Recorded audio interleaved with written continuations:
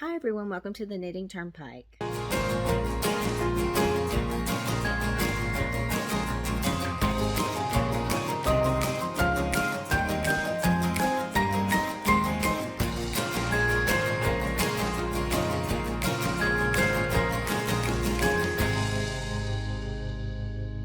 Welcome to the Knitting Turnpike. My name is Gina Pike.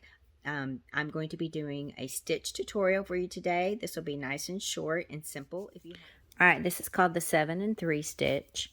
And the reason why, you'll understand here in a second, you're going to take the next 3 stitches on your left hand needle and you're going to create 7 stitches from these 3 stitches. So this is a little bit tight, so this is not the easiest thing in the world to do, but you're going to knit the next 3 stitches together on your left hand needle.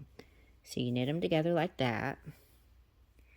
Then you do a yarn over and knit them again. You're going to yarn over knit 3 times into the same 3 stitches. So that's 1, yarn over, same 3 stitches again,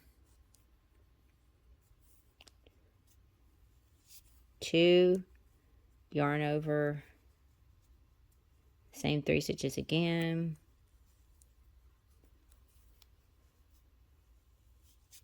3. And once you've done that 3 times, you can just drop those 3 stitches off. But those 3 stitches have become 7 stitches, and that's where you get the name 7 and 3. So you've got 1, 2, 3.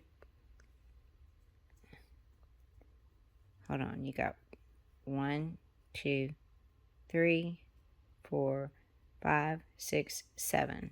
So you got 7 stitches, and it makes a really cute little fan shape design. And that's all there is to it. Thank you so much for watching this video. If you have any questions, don't hesitate to put them down below. And thank you for watching. Have a wonderful day. Take care.